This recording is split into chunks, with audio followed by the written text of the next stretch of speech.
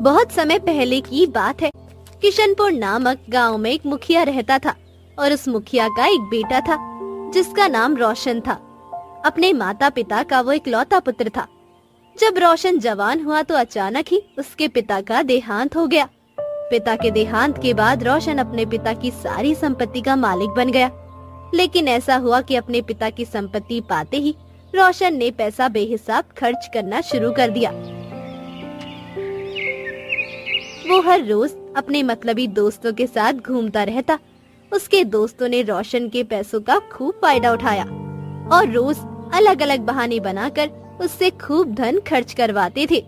धीरे धीरे रोशन की सारी धन खत्म हो चुकी थी। अब रोशन के पास कुछ भी नहीं बचा था। रोशन की माँ ने हर रोज उसे समझाया।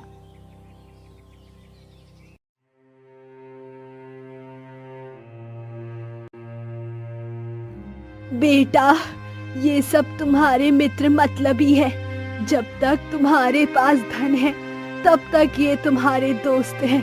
बाद में ये तुम्हें भूल जाएंगे।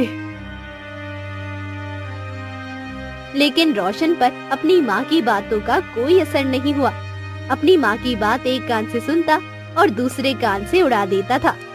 अब रोशन के पास धन कुछ नहीं रहा तो उसके दोस्त गायब हो गए। अब रोशन को अपनी गलती का पता चला। उसने अपने धन दौलत जाने का इतना दुख नहीं था जितना दुख तब हुआ जब उसके दोस्त छोड़कर चले गए।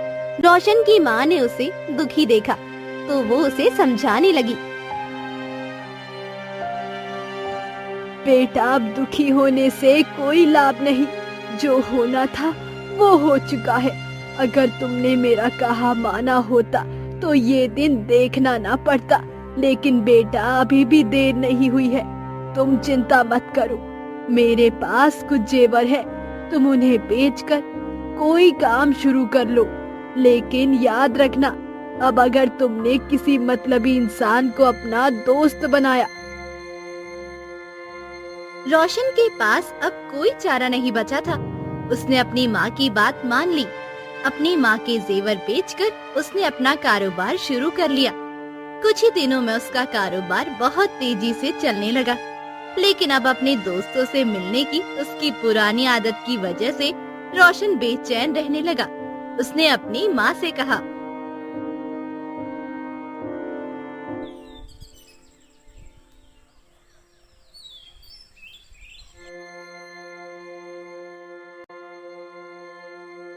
माँ, मैं अपने दोस्तों के बिना नहीं रह सकता। चलो ठीक है बेटा, तुम अगर दोस्तों के बिना नहीं रह सकते तो तुम मेरी एक बात मान।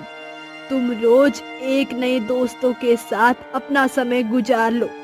सिर्फ एक बार दोबारा उसके साथ कभी खाना और ना ही हो उसे अपने घर बुलाना। मेरे कहने का मतलब ये है कि दोबारा से कोई वास्ता नहीं रखना। गांव के दोस्तों के साथ तो ऐसा नहीं कर सकता मैं। ऐसा करता हूँ, यहाँ से आने वाले नए राहगीर से ही रोज किसी न किसी को अपने घर ले आया करूंगा। उन्हें खाना खिलाकर सुबह विदा कर दिया करूंगा। ये सोचकर रोशन शाम को गांव के बाहर एक बरगद के पास जाकर बैठ जाता है और जो कोई भी राहगीर उसे वहां से जाता दिखाई देता है, रोशन उसे अपने घर ले आता है। उसे खाना खिलाकर घर में सुलाता है, उससे खूब बातें करता है और सुबह उसे विदा कर देता है। इस तरह रोशन बहुत ही खुश था कि उसे रोज एक नया मित्र मिल जाता है। उसका मन भी लग रहा था और साथ ही साथ मतलबी दोस्तों से उसका पीछा भी छूट गया है। एक दिन वो रोज की तरह बरगद के पास बैठा हुआ था। किसी नए राहगीर का इंतजार कर रहा था कि तभी वहाँ से उस राज्य का राजा एक व्यापारी का वेश बनाकर अपने एक नौकर के साथ वहाँ पहुँचा। तो रोशन ने पहले तो उन्हें सलाम किया और फिर उन्हें अपने घर आकर खाना खाने का निमंत्रण दिया और रात बिताने की दावत दी। राजा ने रोशन की बात मान ली और रोशन के साथ उसके घर चले गए। जब राजा को ये पता चला कि रोशन ऐसे ही रोज एक नए राहगीर को अपने घर लाकर खाना खिलाता है और सुबह उसे विदा कर देता है, तो राजा ने सोचा,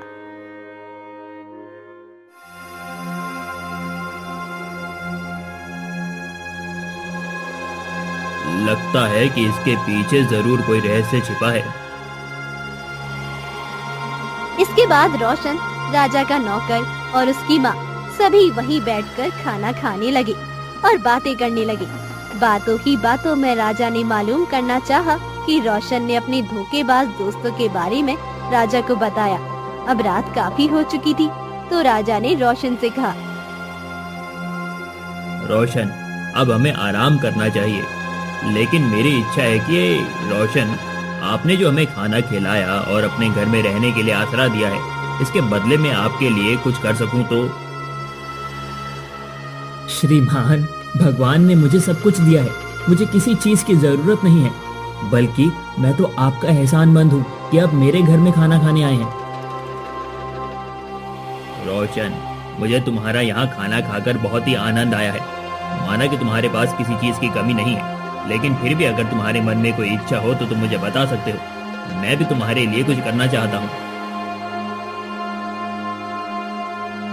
मित्र, वैसे तो मुझे किसी तरह की कोई परेशानी नहीं है, पर मेरी एक इच्छा है, उस बात में आपसे नहीं कर सकता। रोशन, मुझे भी बताओ कि आखिर ऐसी कौन सी बात है। हमारे यहाँ का जो जमींदार है वो और उसके साथी बड़े ही अत्याचारी लोग हैं। पूरे गांव को उन्होंने परेशान करके रखा है, लेकिन कोई भी उनका कुछ नहीं कर सकता। अगर भगवान मुझे एक दिन के लिए राजा बना देता तो मैं उसे ऐसा सबक सिखाऊंगा कि वो 7 पीढ़ियों तक याद रखेगा। रोशन की बात सुनकर राजा मुस्कुराने लगा और कहने लगा, भगवान करे कि आपकी इच्छा पूरी हो रोशन। राजा मन ही मन सोच रहा था, जैसा भी हो, इसे तो एक दिन का राजा जरूर। ये सोचकर राजा ने बेहोशी की दवा रोशन से नजर बचाकर पास ही रखे हुए उसके पानी के गिलास में मिला दिया। फिर पानी रोशन को दे दिया और कहने लगे, लो भाई रोशन, तुम भी अपना पानी पी लो। हमने तो अपना पानी पी लिया और अब हम सो जाते हैं। रोशन ने पानी पिया और वहीं बेहोश हो गया। राजा ने अपने नौकर से कहा, इसे उठाकर जल्द से जल्द राजमहल पहुंचा दो।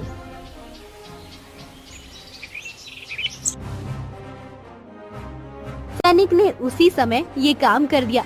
अब महल पहुंचकर राजा ने बाकी सैनिक को भी ये हुक्म दिया कि रोशन के कपड़े उतारकर उसे राजा की पोशाक पहना दी जाए और राजा के बिस्तर पर लिटा दिया जाए। कल शाम तक रोशन को ही राजा समझकर उसका पूरा सम्मान किया जाए। इसके बाद राजा ने अपने मंत्री को बुलाया और कहा, कल ये आदमी मेरी जगह पर दरबार में बैठेगा। इसके हुक्म का पालन ऐसे ही किया जाए जैसे मेरे हुक्म का पालन किया जाता है। सारे काम रोज की तरह किए जाएं। अब यहाँ आदेश देकर राजा ने अपने महल में एक ऐसी जगह छिपकर बैठ गया जहाँ से वे रोशन की हर हरकत देख सके। रोशन को राजा के कपड़े पहनाकर राजा के बिस्तर पर लेटा दिया गया। सुबह हुई तो एक दासी ने रोशन को जगाया और कहने लगी, महाराज, सुबह हो गई है।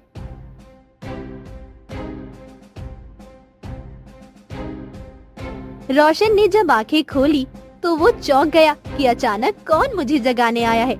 वे हैरान होकर इधर उधर देखने लगा। कभी वे अपने आप को देखता तो कभी उस सुंदर दासी को, कभी महल को देखता और सोचने लगता कि कहीं मैं सपना तो नहीं देख रहा हूँ। वे फिर से आंखें बंद करके लेट गया। उसे ये ख्याल आ ही रहा था कि रात को राहगीर से बात करते हुए राजा का जिक्र आया था। बस शायद वही सपना देख रहा हूँ। जब रोशन ने दोबारा से सोने के लिए आंखें बंद कर ली तो एक दासी ने उसे फिर से जगाया। राजा साहब, जल्दी से उठ जाइए। ये सुनकर रोशन तुरंत आंखें खोल देता है और सोचने लगता है, क्या सच में भगवान ने मुझे राजा बना दिया है? इतने में एक मोटा और लंबा आदमी वहाँ पर आया और कहने लगा, महाराज ठीक तो हैं? आप जल्दी कीजिए, दरबार का समय हो रहा है। सारे दरबारी आपका इंतजार कर रहे हैं। रोशन अब और भी ज्यादा हैरान हो चुका था और उस आदमी से कहने लगा, तुम किससे बात कर रहे हो? आपसे महाराज। देखो भाई, तुम्हें कोई गलतफहमी हुई है। मैं कोई राजा बाजा नहीं हूँ। वो आदमी बड़ी ही विनम्रता से बोला। ये कैसे हो सकता है महाराज? मैं आपका गुलाम हूँ। महाराज, लगता है कि आपने आज कोई बुरा सपना देखा है। रोशन ने पास ही खड़ी दासी से पूछा। तुम बताओ मैं कौन हूँ? आप हम सबके महाराज हैं। रोशन को समझ में कुछ भी नहीं आ रहा था कि उसके साथ क्या हो रहा है। कल तक तो वो एक मामूली आदमी था और आज अचानक राजा कैसे बन गया। तभी उसके पास खड़े आदमी ने फिर से कहा। महाराज जल्दी चलिए, दरबार में फरियादी आपकी राह देख रहे हैं। और फिर उठकर रोशन महल में चलने लगा। वो जिधर से भी गुजरता सभी उसे सलाम करते। इस तरह से घूमता हुआ रोशन दरबार में जा पहुंचा और अपनी जगह पर जाकर बैठ गया। अब मंत्री ने फरियादियों को बुलाना शुरू किया, लेकिन सबसे पहले रोशन ने ये हुक्म दिया कि नगर के सैनिक को हमारे सामने हाजिर किया जाए। सैनिक इस समय हाजिर हो गया। तब रोशन ने अपने गांव का नाम बताया और कहा, वहाँ के जमींदार और उनके साथियों का मुंह काला करके उन्हें देश निकाल दिया जाए और उन्हें ये भी बता दिया जाए कि ये उस बात की सजा है जो तुम पूरे गांव को परेशान करके रखे हो। अब रोशन के आदेश के अनुसार सब कुछ कर दिया गया। साथ ही रोशन ने ये भी आदेश दिया, उस गांव में रोशन का नाम का एक लड़का रहता है, उसकी माँ को 100 सोने की स्वर्ण मुद्राएं पहुँचा दी जाए। आदेश पाते ही ये भी काम पूरा कर दिया गया। दरबार की कार्यवाही खत्म करने के बाद रोशन को खाना खाने लगा। उसे विश्वास नहीं हो रहा था। भरपेट खाना खाते समय उसके पानी के गिलास में बेहोशी की दवा डाल दी गई और रोशन बेहोश हो गया।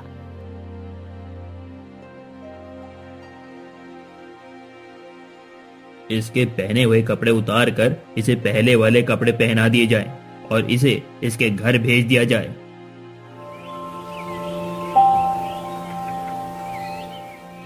जब सुबह रोशन की आँख खुली तो उसने फिर से अपने आप को अपने पुराने घर में पाया। उसने खूब आंखें मसली पर देखा तो उसे कुछ भी समझ नहीं आ रहा था। वो दासियों के नाम लेकर उन्हें पुकारने लगा। अरे कहाँ हो दासियों, जल्दी आओ मेरे पास। मगर कोई भी उसके पास नहीं आई। आखिर उसके बुलाने की आवाज सुनकर उसकी माँ उसके पास आई और बोली, क्या हुआ बेटा रोशन, ये तुम कैसी बहकी बहकी बातें कर रहे हो? रोशन ने जब अपनी माँ को अपने सामने देखा तो बोला, तुम किसे अपना बेटा कह रही हो? अरे बेटा, तू अपनी माँ को नहीं पहचानता? बेटा, तुम्हारी माँ हूँ मैं। कौन बेटा, कौन रोशन? मैं तो इस राज्य का राजा हूँ। अब उसकी माँ ये सब सुनकर परेशान हो गई और सोचने लगी, हे भगवान, मेरे बेटे को क्या हो गया है जो ऐसी बहकी बहकी बातें कर रहा है? तभी अपने बेटे को समझाने लगी, बेटा होश में आओ, ऐसा ना कहो कि कहीं कोई तुम्हारी बातें सुन ले और हमारी शामत आ जाए। अब जाकर रोशन को होश आया तो बोला, माँ, क्या मैं सच में रोशन हूँ? हाँ बेटा, तुम रोशन हो और ये तुम्हारा ही घर है। लेकिन माँ, मुझे कुछ समझ में नहीं आ रहा कि मेरे साथ क्या हो रहा है। बेटा, भला तू यहाँ का राजा कैसे हो सकता है?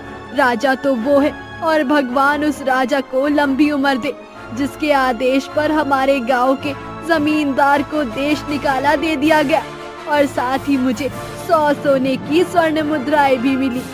अपने बेटे की ऐसी बातें सुनकर उसकी माँ रोने लगी। हे भगवान, मेरे बेटे को क्या हो गया है? उसका रोना सुनकर गांव के लोग वहां आ गए। धीरे धीरे ये खबर पूरे गांव में फैल गई। लोगों ने रोशन को जेल में भिजवा दिया, जहां पर सिपाहियों ने उसकी खूब पिटाई की, लेकिन फिर भी वो वहां पर अपने आप को राजा ही कह रहा था। रोशन को जेल से रहते हुए 20 दिन हो गए थे।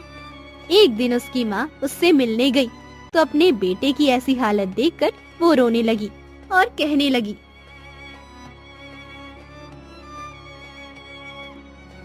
बेटा, क्या तू अभी भी मानता है कि तू राजा है? अपनी माँ की बात सुनकर रोशन रोने लगा। मुझे माफ कर दो माँ, मैं रोशन ही हूँ, मुझसे गलती हो गई, मैं शायद पागल हो गया था। माँ ने जेल के मुख्य अधिकारी से प्रार्थना की कि वो अपने बेटे को घर ले जाना चाहती है। मुख्य अधिकारी ने माँ पर तरस खाकर रोशन को ले जाने दिया। अब रोशन की माँ ने अपने बेटे को अच्छे से खिलाया पिलाया। कुछ दिन बीते, रोशन पहले की तरह अपने गांव में मन लगाने लगा। उसने फिर से अपना काम संभाल लिया। वो फिर से उस बरगद के पास जाकर बैठने लगा और अजनबी राहगीर को घर लाता, उन्हें खाना खिलाता, रात बिताकर उन्हें सुबह विदा कर देता। एक शाम फिर से उस रास्ते पर राहगीर के रूप में राजा उसे मिल गया, लेकिन इस बार रोशन ने राजा को देखते ही पहचान लिया। राजा समझ गया कि रोशन उससे नाराज है, तो राजा ने उससे कहा, रोशन, पुरानी बातों को भूल जाओ, मैं आज भी तुम्हारे घर पर ही बिताना चाहता हूँ। रोशन पहले तो इस बात के लिए राजी नहीं हुआ, परंतु राजा के बार बार कहने पर वो उसे अपने घर ले जाने के लिए तैयार हो गया। घर पहुंचकर रोशन ने राजा को अपने साथ बीती हुई सभी घटनाओं के बारे में बताया और कहने लगा, यदि तुम्हें विश्वास नहीं हो रहा तो ये देखो, मेरे शरीर पर अभी भी जेल में की गई पिटाई के निशान हैं।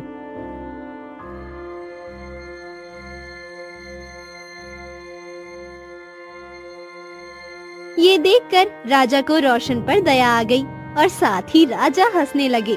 राजा ने अपनी सच्चाई रोशन को बताते हुए कहा, रोशन, असल में मैं ही इस राज्य का राजा हूँ।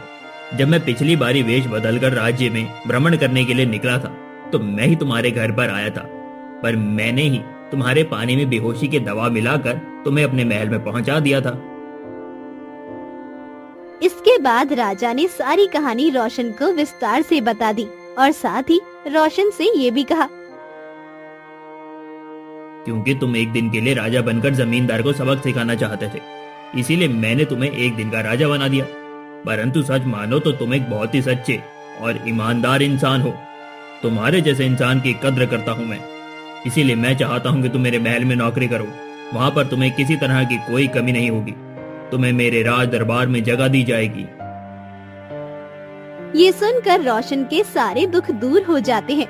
वो खुशी से उछल पड़ता है और फिर वो महाराज को हाथ जोड़कर कहता है, महाराज, सच में आप बहुत ही दयालु हैं। मैं आज ही अपनी माँ के साथ आपके महल में नौकरी करने को तैयार हूँ। और फिर इसके बाद राजा रोशन को लेकर अपने महल आ जाते हैं। उसे अपने राज्यसभा का सदस्य बनाए, उसे रहने के लिए एक बड़ा मकान देते हैं। अब रोशन और उसकी माँ के दिन बहुत ही सुखी सुखी बीतने लगे।